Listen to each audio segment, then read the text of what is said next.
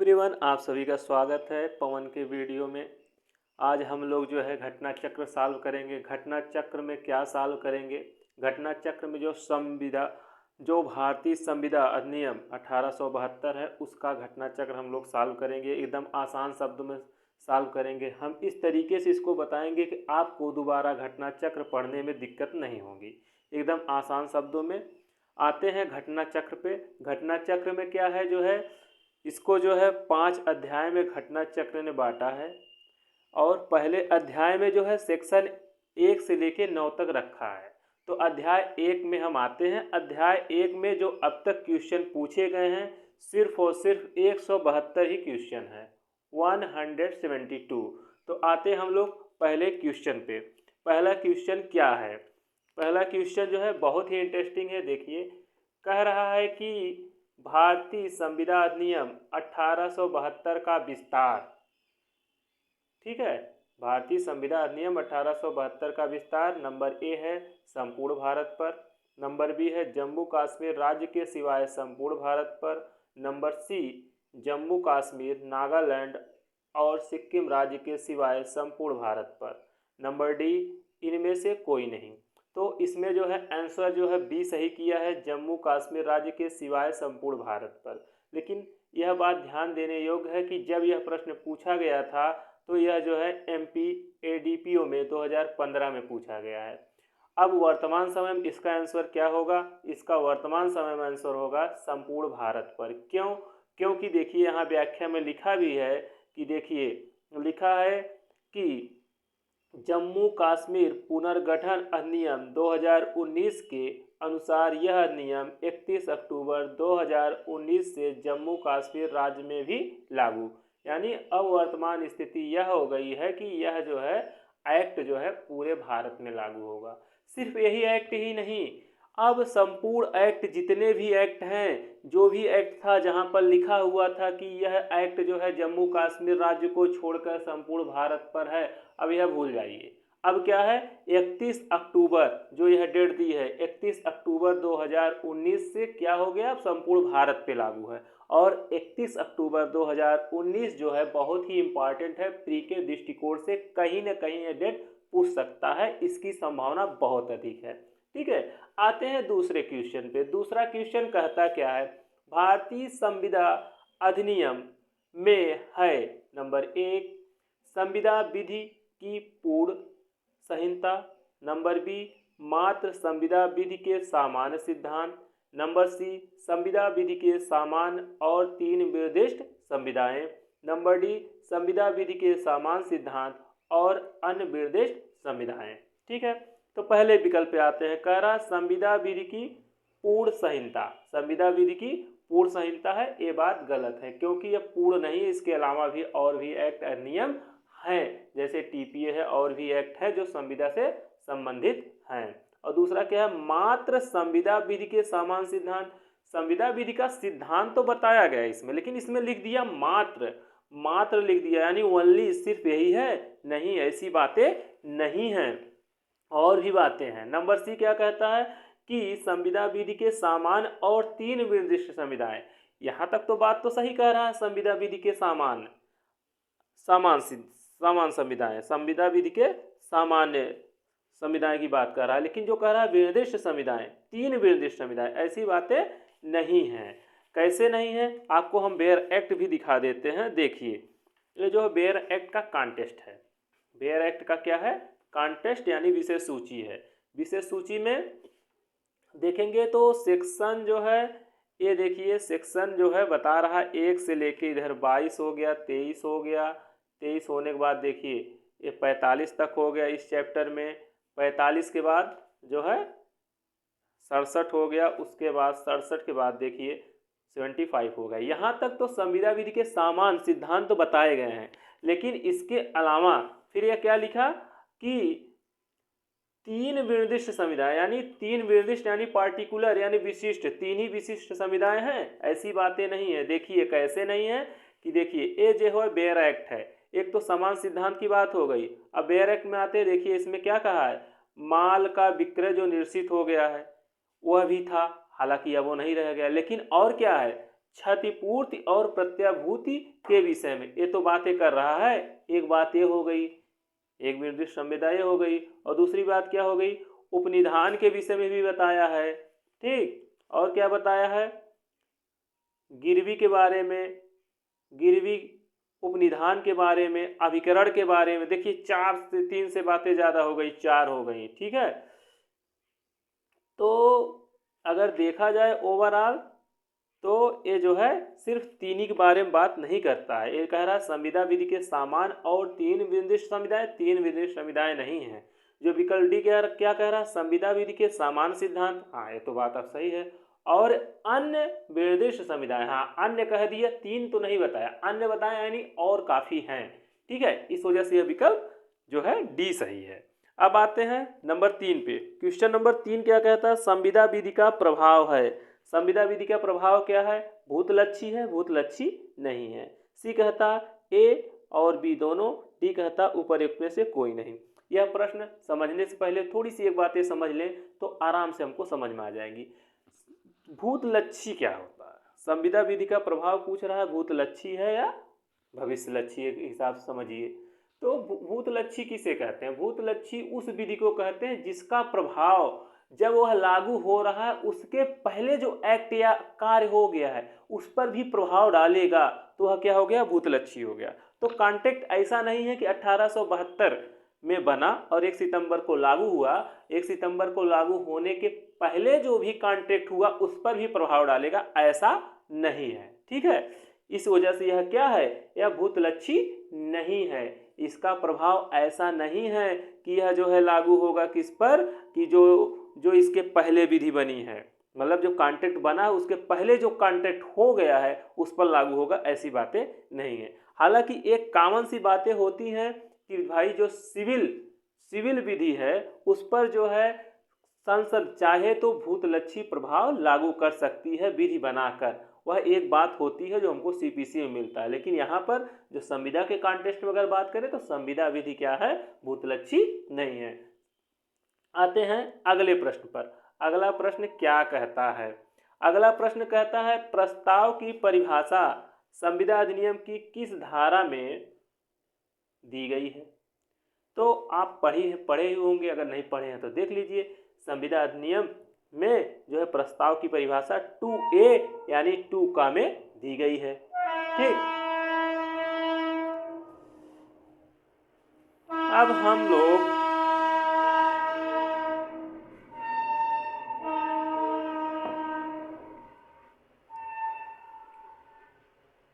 यह हो गया यह हो गया क्वेश्चन नंबर 4 तक। अब आते हैं क्वेश्चन नंबर 5 पर।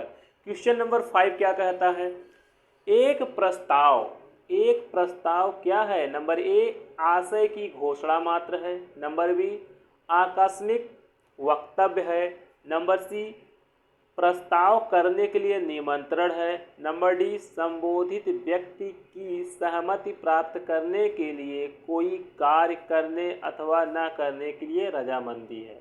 ठीक है, तो प्रश्न यह है कि एक प्रस्ताव, प्रपोजल क्या है कहना चाह रहे हैं। ठीक है, तो आशय की घोषणा मात्र है, यहाँ पर मात्र लगा दिया, ओनली सिर्फ अपने आशय की घोषणा करना, ऐसी बात नहीं है।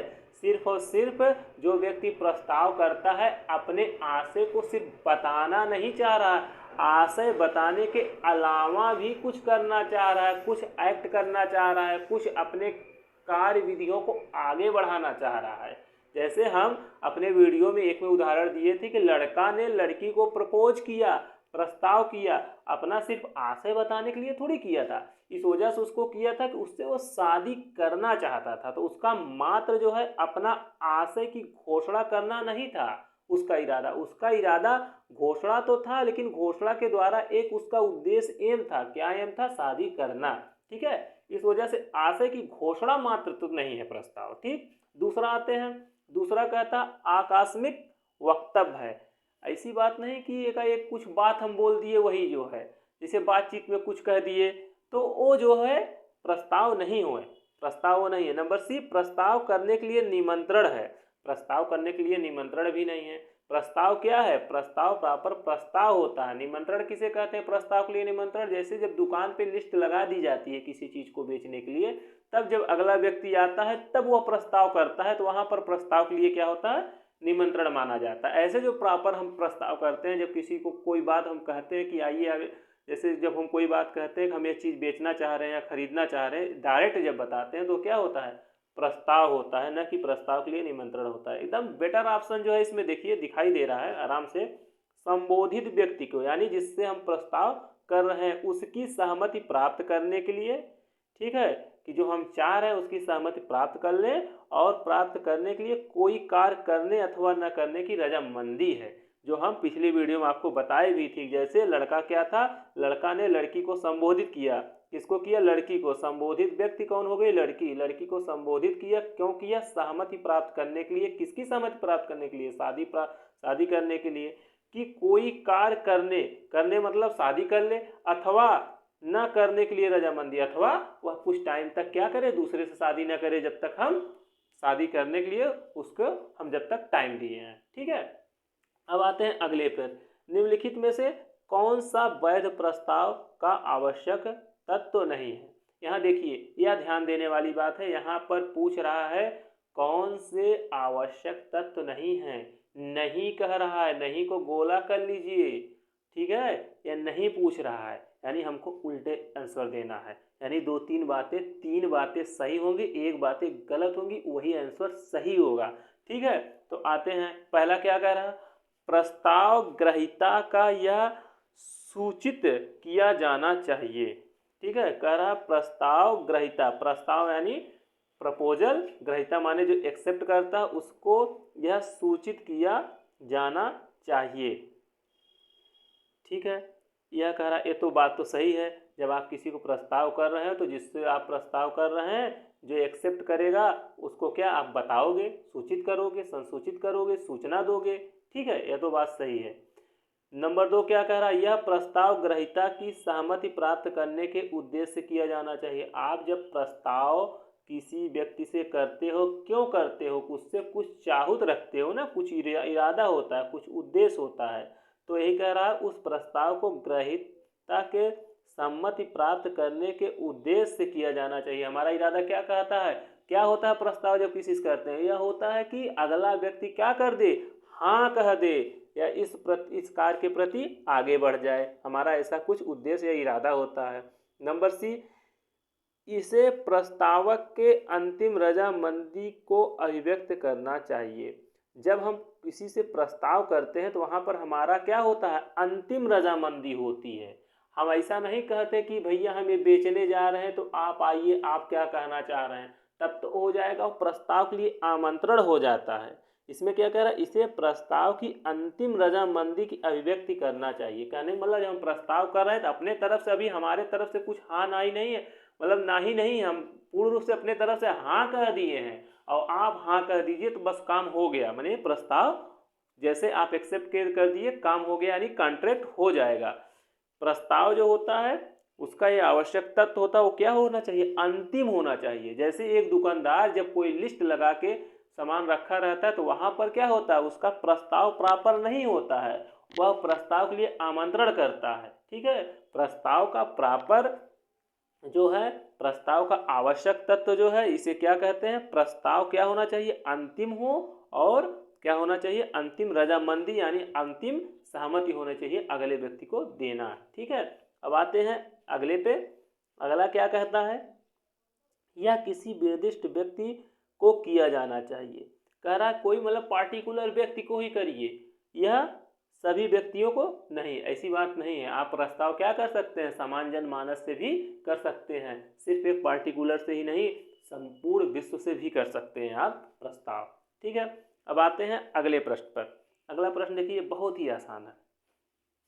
कहा क्या रहा है, का ने खा को उसकी सहमति प्राप्त करने के उद्देश्य से ए नामक व्यक्ति ने क्या किया, बी की सहमति प्राप्त करने के लिए क्या किया, एक मोपेट यानी लूना 5,000 रुपये में विक्रय करने के लिए पत्र लिखा।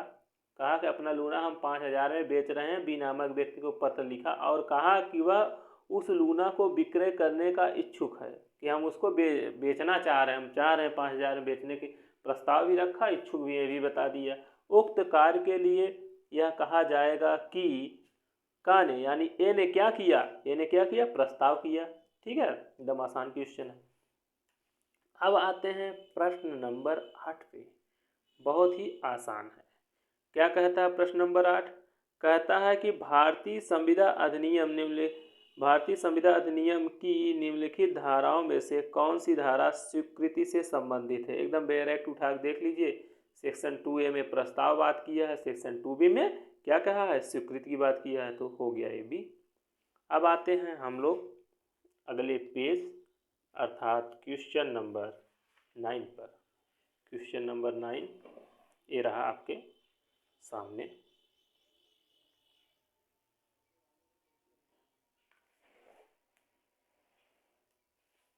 क्वेश्चन नंबर 9 कहता क्या है, सही उत्तर को इंगित कीजिए, यानी सही उत्तर बताना। एक स्वीकृति प्रस्थापना है, एक स्वीकृति क्या है, प्रस्थापना है। नंबर 1 एक संविदा है, नंबर बी एक संविदा कल्प है, नंबर सी एक वचन है, नंबर डी एक करार है। तो एक स्वीकृति प्रस्थापना है, नंबर 1 है, यह एक संविदा है। जब कोई बात आप किसी से कहते हैं उसको स्वीकार कर लेना यह संविदा है, जरूरी नहीं है। कोई प्रस्ताव की अगर स्वीकृति हो गई वह संविदा हो, जरूरी नहीं है। संविदा क्या होता है, जो विधि द्वारा प्रवर्तनीय करार हो वह संविदा है।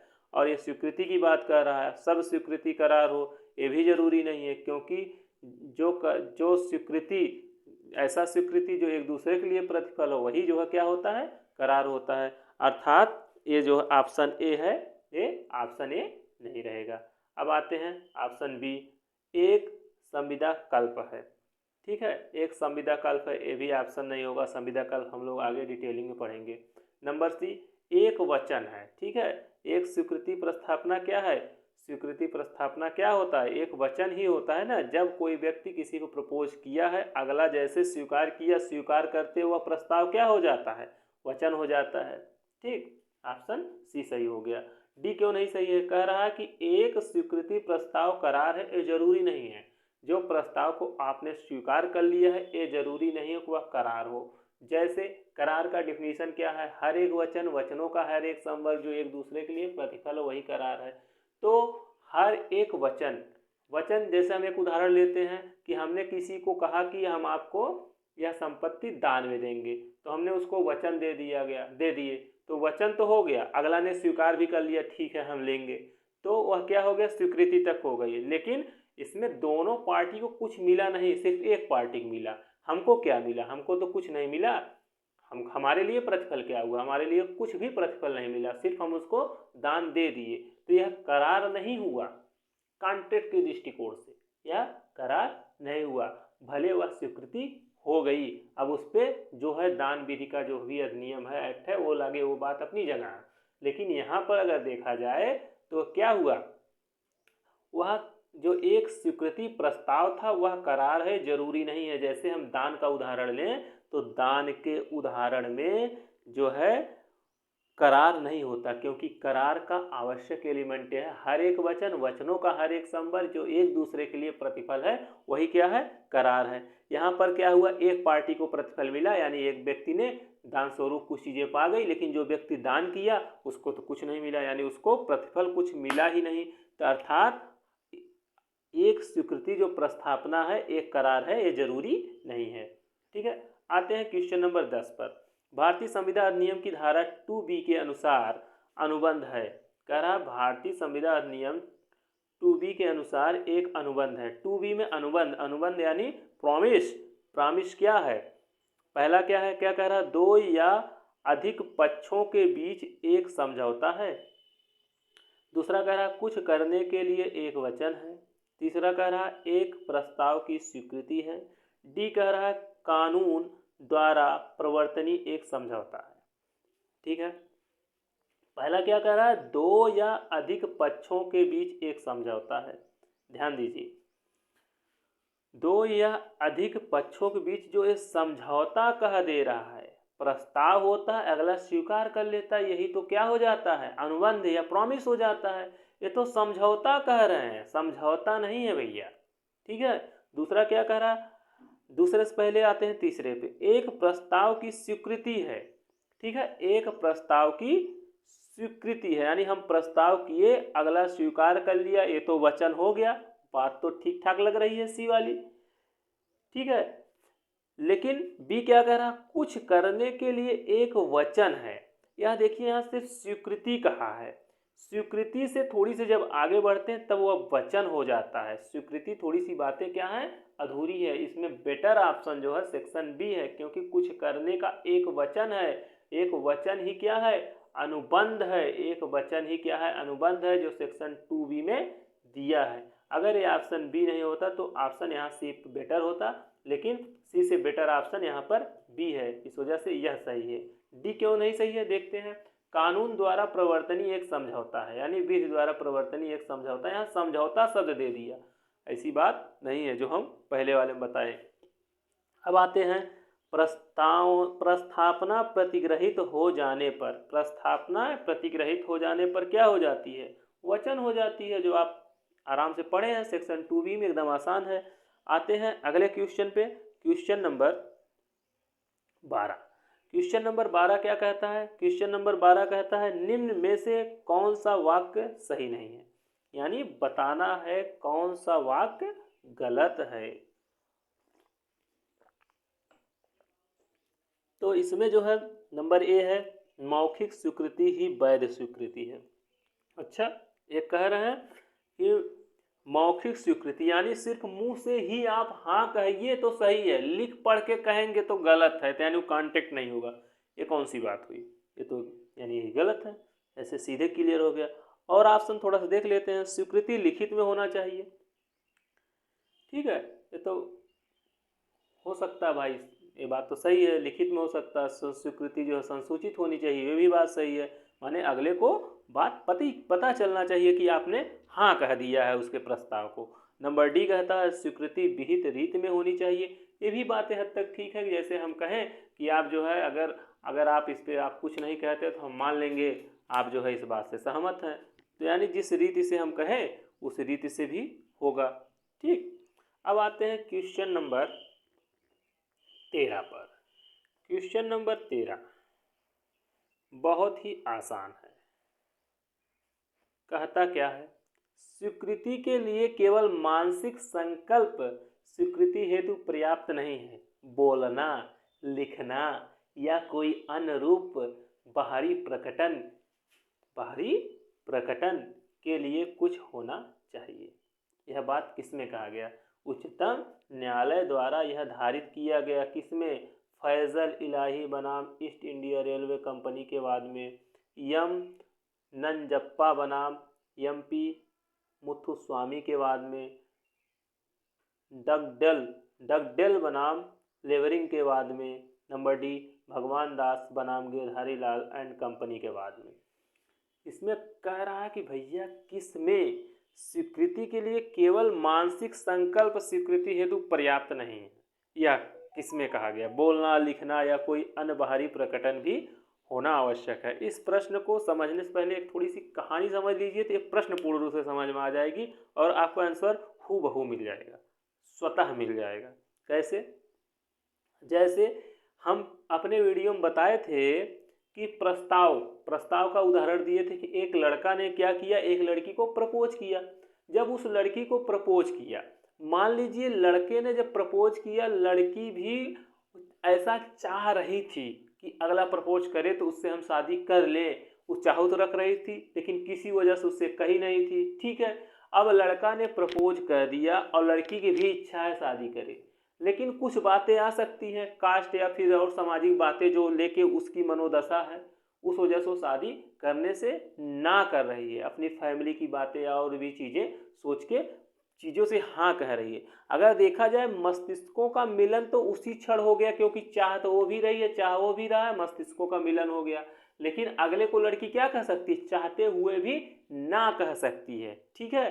तो यही कहा कि भैया स्वीकृति के लिए केवल मानसिक संकल्प स्वीकृति हेतु पर्याप्त नहीं है, बोलना।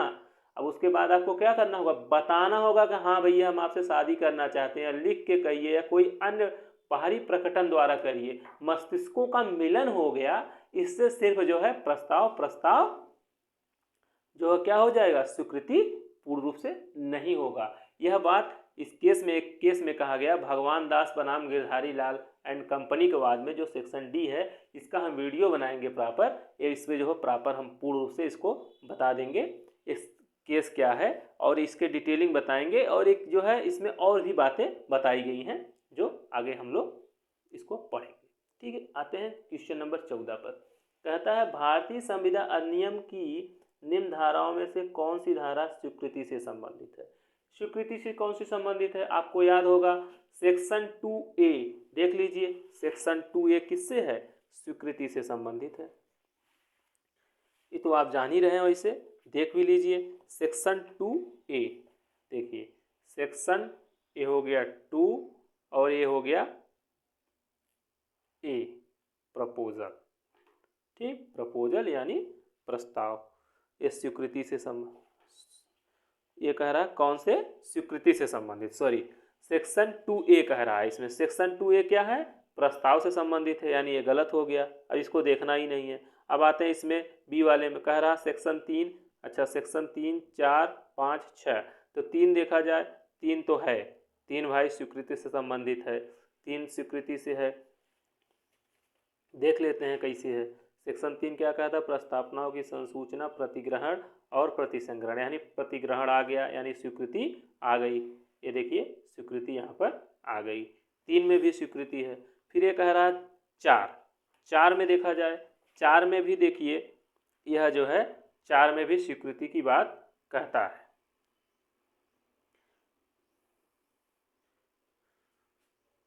देखिए स्वीकृति या प्रतिग्रहण कह रहा है, वही प्रतिग्रहण क्या है, स्वीकृति है, 4 में भी कह रहा है।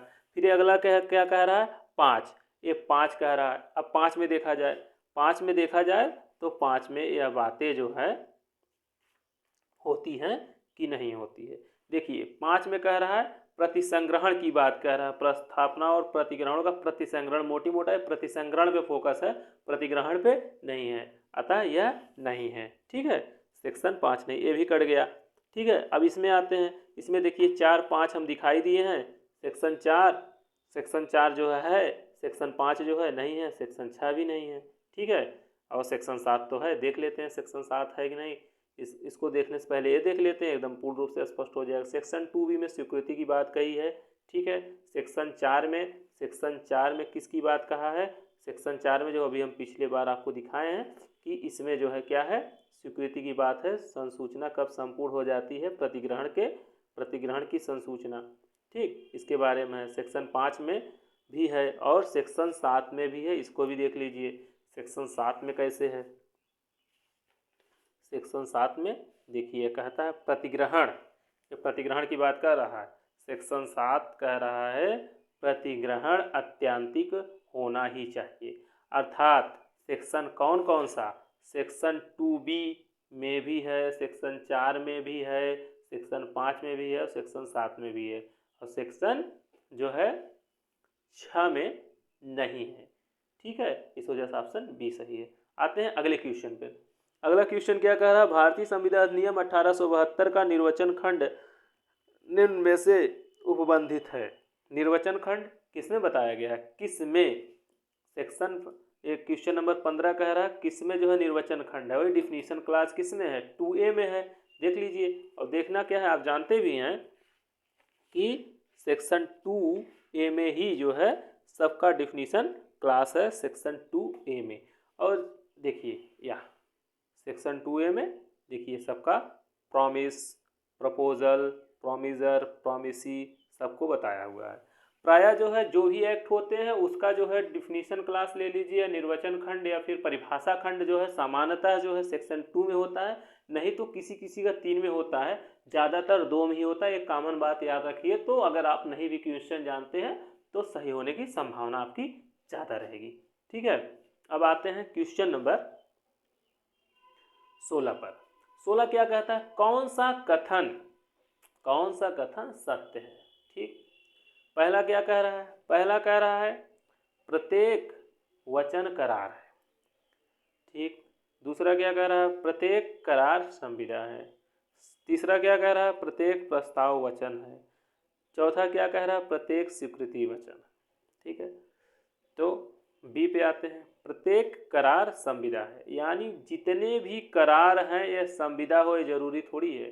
संविदा के लिए क्या है, विधि द्वारा प्रवर्तनीय करार संविदा है, यानी जो करार विधि द्वारा प्रवर्तनीय होगा, लागू कराया जा सकेगा, वही संविदा है। हर एक करार संविदा नहीं है, कहने का मतलब। ठीक। डी क्या कह रहा है, प्रत्येक प्रस्ताव वचन है। जो हम प्रस्ताव दिए वह वचन बने, जरूरी थोड़ी है। अगला हो सकता है हमारे प्रस्ताव को क्या करे, स्वीकार ही नहीं करे। जब स्वीकार ही नहीं करेगा तो वचन बनेगा ही नहीं। अब ऑप्शन डी आते हैं, प्रत्येक स्वीकृति वचन है, यानी जो भी बंदा कुछ हमारे प्रस्ताव को स्वीकार कर लिया वह वचन हो, यह जरूरी नहीं है। कैसे जरूरी नहीं है, जैसे एक दुकानदार की अगर हम उदाहरण लें, जब वो बेचता है क्या करता है, प्रस्ताव के लिए ऑफर देता है, एक हिसाब से वो वहाँ पर बार्गेनिंग करने या कुछ बात करने की संभावना रहती है। तो वहाँ पर ये जरूरी नहीं है कि वह स्वीकृति वह जो है, जैसे अगला जो है लेने के लिए तैयार हुआ और जो है क्या हो जाए, वचन बन जाए, ये जरूरी नहीं है। लेकिन ये वाला क्या है, प्रत्येक वचन करार है। प्रत्येक वचन करार है। करार पहले समझते हैं क्या है। करार क्या कहता है, हर एक वचनों का हर एक संवर्ग जो एक दूसरे के लिए प्रतिफल हो।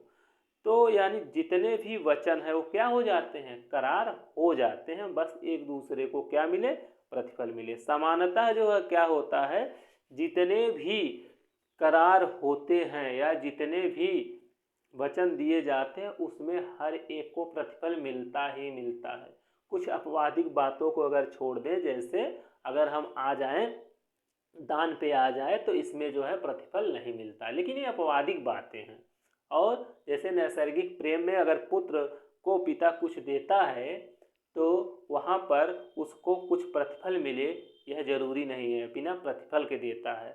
यानी यहाँ भी क्या है कि प्रतिफल पिता को नहीं मिल रहा है। तो यानी हर एक चीज में प्रतिफल मिले जरूरी नहीं है।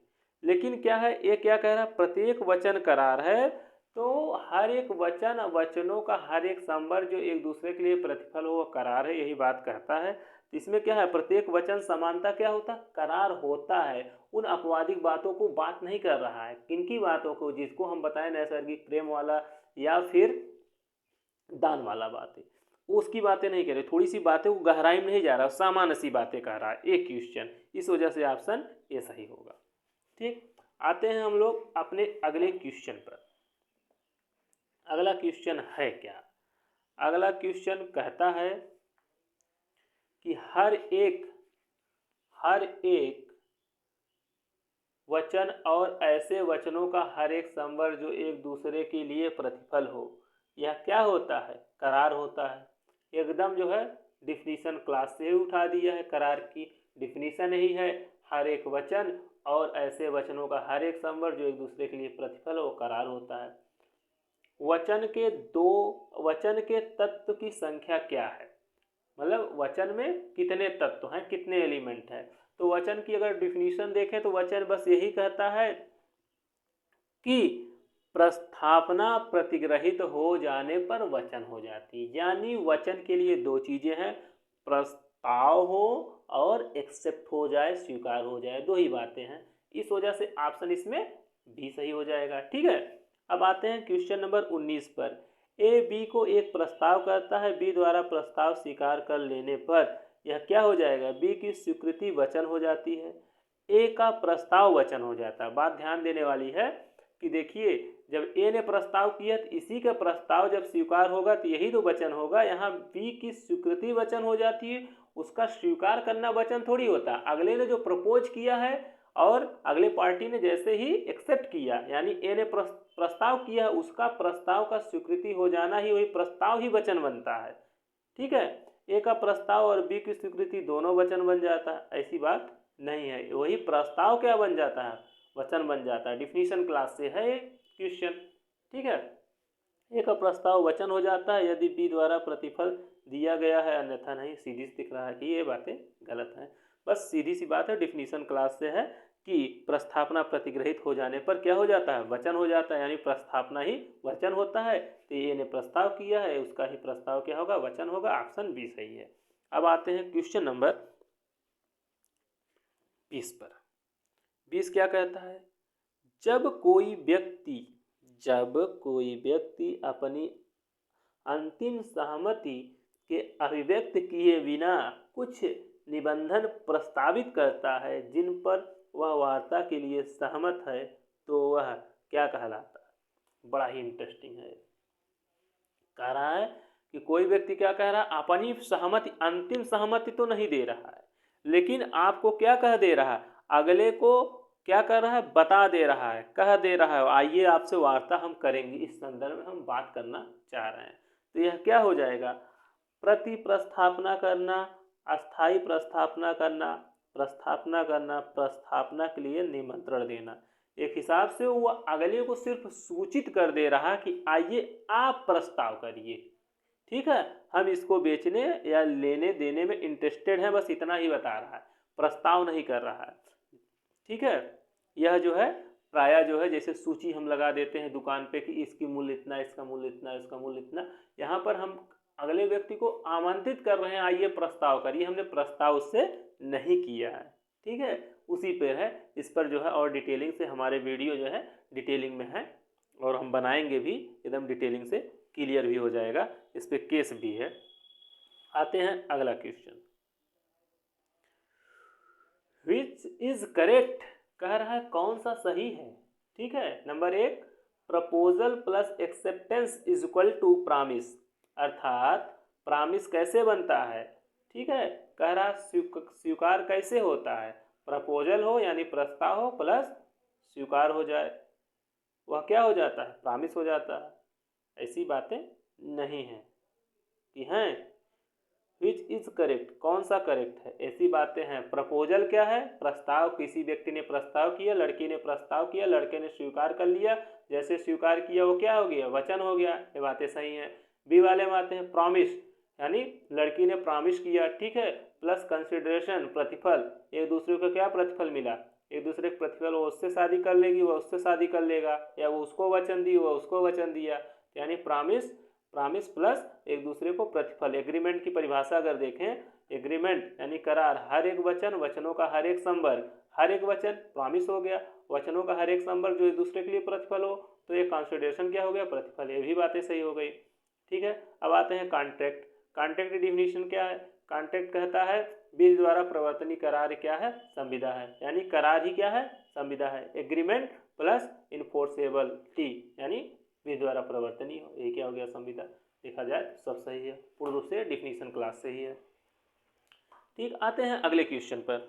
अगला क्वेश्चन है, निम्नलिखित में से किसमें संविदा नहीं, निम्नलिखित में से किसमें संविदा नहीं है।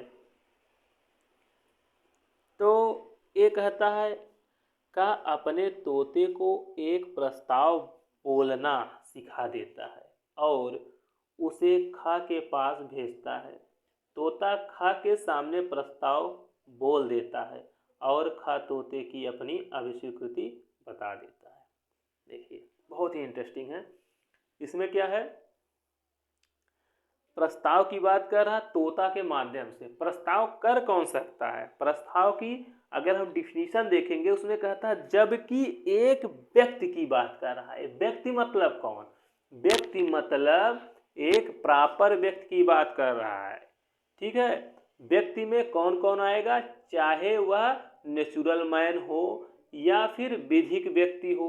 विधिक व्यक्ति जैसे कंपनी हुआ, ये सब कर सकते हैं, लेकिन इसमें तोता ना तो वह क्या है, न तो व्यक्ति है न तो विधिक व्यक्ति है। जब तोता न तो व्यक्ति है न तो विधिक व्यक्ति है तो वह क्या होगा, वह जो है प्रस्ताव नहीं कर सकता। अब एजेंट के रूप में भी काम नहीं कर सकता, क्यों नहीं कर सकता, क्योंकि वह तो न तो व्यक्ति है न तो विधिक व्यक्ति है। इस वजह से ये ऑप्शन जो है गलत है। बी कहता ए एक सार्वजनिक वाहन में बैठता है और टिकट लेता है, या क्या हो गई, संविदा हो गई। ठीक है, सी कहता का एक रेलवे स्टेशन पर तौलने वाली मशीन पर खड़ा होकर उसमें सिक्का डालता है, ये भी संविदा हो गई। ठीक है, आते हैं डी वाले पे, का एक विज्ञापन देता है कि जो कोई भी उसके खोए हुए कुत्ते को लाएगा वह इनाम पाएगा और खा कुत्ते को उसके पास लाता है। ठीक है, यह भी है, यह भी संविदा है। इस पर एक इंटरेस्टिंग बहुत केस है। केस को आगे हम बताएंगे, बहुत ही इंटरेस्टिंग केस है और जो है कॉन्टेक्ट में काफ़ी बातें इससे क्लियर भी होंगी। आते हैं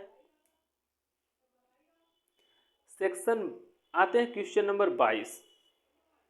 क्वेश्चन नंबर 22 पर, क्वेश्चन नंबर 22 क्या कहता है, निम्नलिखित आते हैं क्वेश्चन नंबर 23 पर। 23 क्या कहता है, दुकान के शो केस में प्रदर्शित कीमत की स्लिप लगा माल है, क्या है, उसको क्या कहते हैं, उसको कहते हैं प्रस्ताव के लिए आमंत्रण।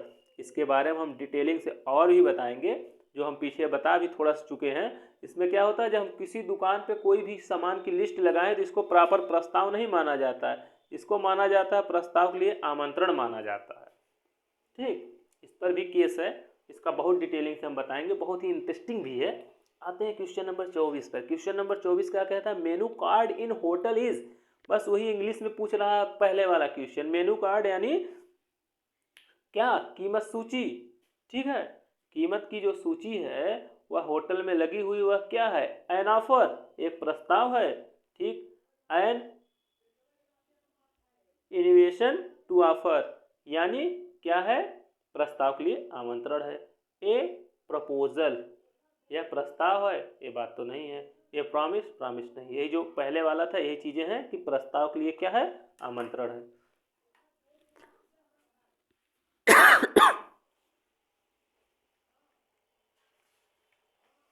अब आते हैं लास्ट क्वेश्चन पर। लास्ट क्वेश्चन पर इसके बाद भी बनेगा, लेकिन अभी तक 25 ही करते हैं फिलहाल, फिर आगे जो है एक कंटिन्यू रहेगा और भी आसान तरीके से हम बताते रहेंगे। क्वेश्चन नंबर 25 है, क्या कहता है, निम्नलिखित में से कौन सा प्रस्थापना की कोटि में आता है। प्रस्थापना यानी प्रपोजल की कोटि में कौन सा आता है, जनता को पुरस्कार की घोषणा ये आता है, संगीत सभा के लिए विज्ञापन ये आता है, और दुकानदार द्वारा माल की कीमत अंकित करके खिड़की में प्रदर्शन ये आता है। नंबर डी, विक्रय के बारे में समाचार पत्र में विज्ञापन। तो इस पर जो है बहुत बढ़िया केस है, लालमन शुक्ला बनाम गौरी दत्त, इसको हम और डिटेलिंग से बताएंगे। बस इतना जान लीजिए कि अगर कोई व्यक्ति को क्या करता है, प्रस्थापना करता है, ठीक है, कोई व्यक्ति अगर जनता को पुरस्कार देने की घोषणा करता है तो यह माना जाएगा कि वह व्यक्ति क्या करता है, प्रस्थापना करता है। इस पर बहुत leading case Lalman Shukla versus Gauri Dutt का है, बहुत ही इंटरेस्टिंग है, 1913 में आया था ये। ठीक है, तो यहाँ तक हम लोग क्वेश्चन 25 तक कर चुके हैं।